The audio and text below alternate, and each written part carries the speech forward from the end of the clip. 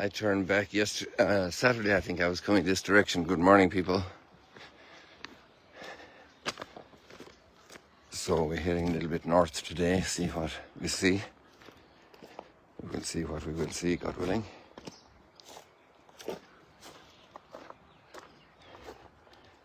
Yesterday we did a trip for Sunday over to the Mediterranean. And I didn't think to do any little Instagram for you guys. Like some do on Sunday. I'm going to knock off the Wi-Fi connection, so if somebody gets cut out, just please come back. There we are. Good.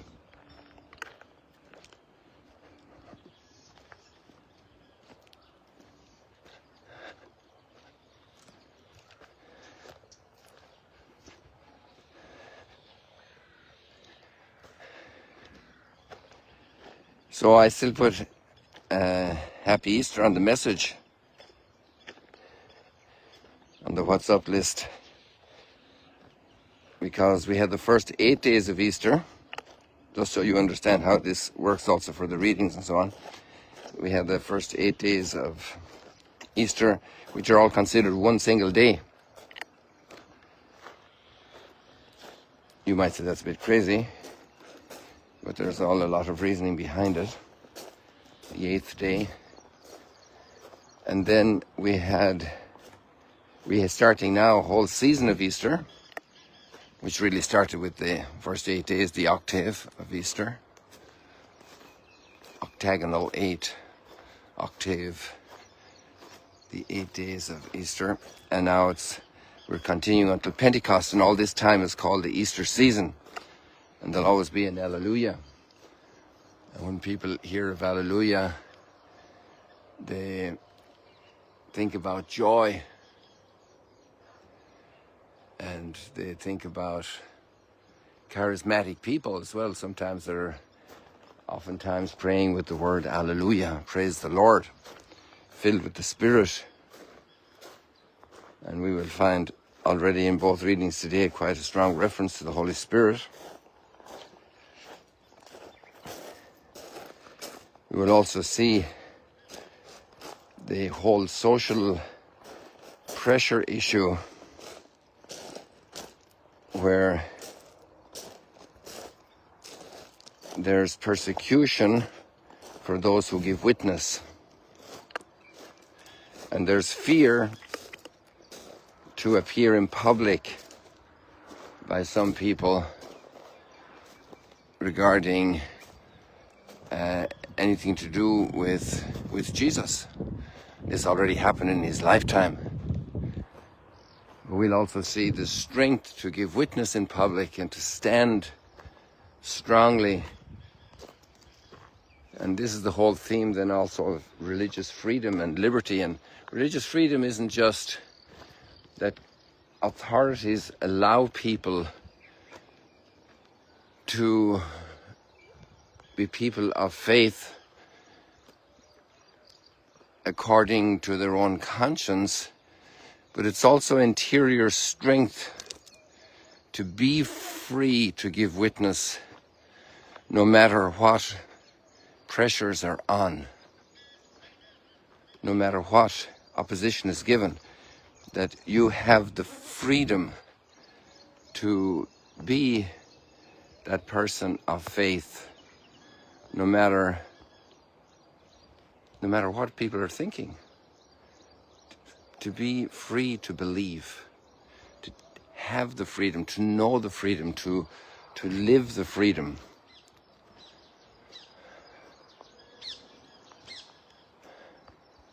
So we're continuing our readings that we had, and then we have a psalm which also puts that in perspective. So maybe we should start with the psalm.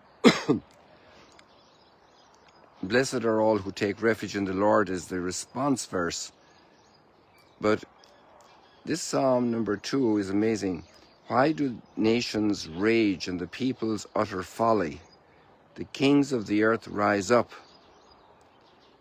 and the princes conspire together against the Lord and against his anointed. And then it goes on to read in the next set in verse 3, he who is throned in heaven laughs, the Lord derides them. And I'm not sure if you know this little historical trivia, but in the 1930s, in Germany is probably one of the most famous times that this verse of Psalm 2 was quoted. And it was at the beginning of an encyclical letter against the Nazi regime, which was really written by Pachelli but signed by Pope Pius XI. Pope Pius XI is obviously the credited author, and he spoke it with his authority. But the nuncio in Germany at the time was Eugenio Pachelli, who later would be Pope Pius XII. And so this encyclical starts off with, the kings of the earth make plans, but God in heaven laughs. And this was read in every single church at Mass on Sunday, in every parish all over Germany, and the Gestapo hadn't found out. And as a result, it infuriated the Führer, and this led to an extraordinary repression immediately in Germany against the church, and especially in the Netherlands as well. And I think this is when, I forget, I'd have to hold myself in my tracks now, because I need just to refresh all the facts so I don't mix up 2 or 3 different events. But it's an interesting phenomenon. And I always think of that when I read this verse. The encyclical is called Mit brennender Sorge, with burning concern, we are watching the unfolding of things in Germany. And then it says, the kings of the earth make plans, but God in heaven laughs. And obviously, poor old Hitler took himself so seriously that this was an extraordinary affront to his authority, an extraordinarily powerful questioning of his person and his ideology. Look at the ford. This used to be covered with water, but the water is down low. I'm not sure if I want to cross it right now. I don't know what you want to do. Do you guys have the shoe wear ready? One thing I'm missing are sticks. But maybe we can go down here, because I think you might like to have that little trip down here. I just don't want to lose my phone. What do you say? We go down? Okay, we're down, so it wasn't that difficult. I don't know if there's any crocodiles here. I don't think we have any. The most catfish, probably.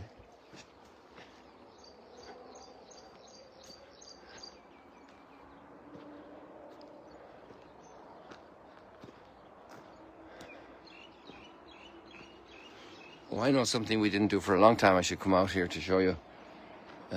We didn't see any harvest fields harvested. And yesterday, as we drove to the Mediterranean, there's a huge acreage harvested. The barley harvest is the Easter harvest. And then the wheat harvest is the Pentecost harvest. Feast, the feast of the barley harvest. Here it's gathered up, but you can see the freshly cut field.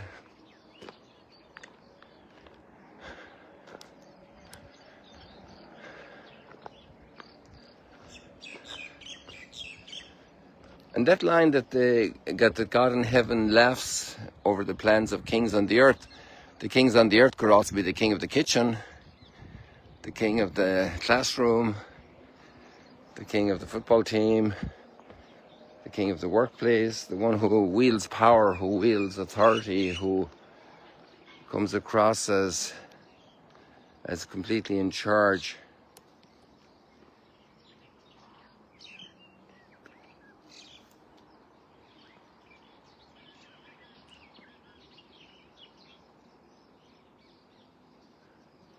And then obviously can exert power and self-will over others. And sometimes people set themselves up on their throne and dictate to others, oftentimes in a way that's unjust. Here we have a view of Tiberias through the vegetation here, the palm tree and the reeds and this eucalyptus tree.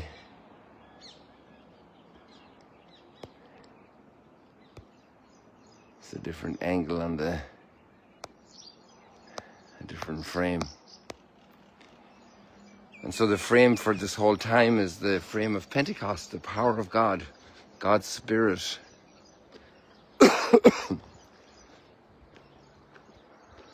God's Spirit in the world.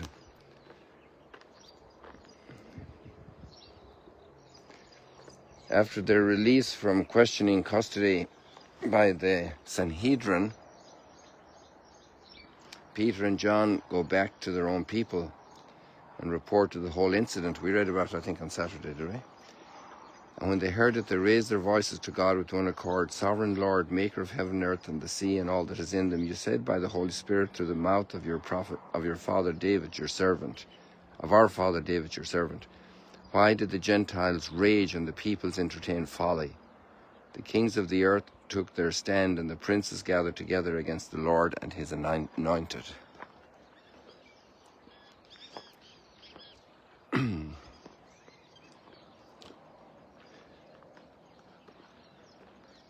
And they prayed, and the place where they gathered shook, and they were all filled with the Holy Spirit. Another outpouring of the Holy Spirit. So this is the time of Easter, the outpouring of the Holy Spirit. Many spiritual authors also comment how that is completely one with the resurrection event. When we say the phrase, I believe in the Holy Spirit in the Creed, we say I believe in the resurrection of the dead. It's a work of the Holy Spirit. Easter, the work of the Holy Spirit.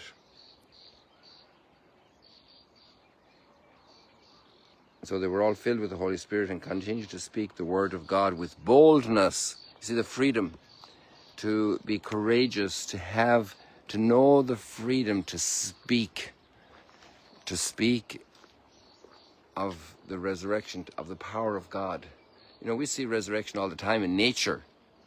We see all this new growth in natural life, and that speaks volumes about gosh, I never saw this thing plowed up like this here. It was just a narrow pathway, so they've cleaned up all the brush here. Obviously there are plans.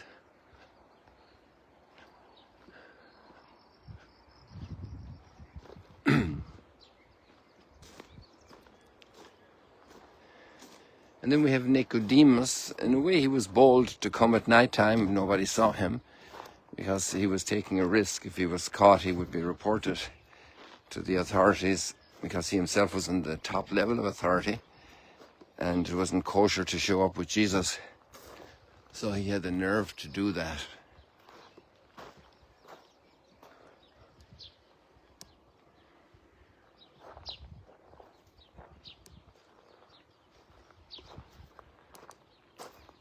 And there he has a conversation which is about being born again. Nature is being born again every year. Why should we be surprised that the spiritual life is open to new birth, to new life, new growth? What about our own lives? Open to new life, new growth.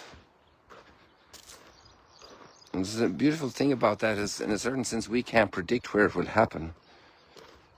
And Tim Gray's commentary this morning, the Augustine Institute, I think I have there in the notes, he talks about the surprise that Saul was.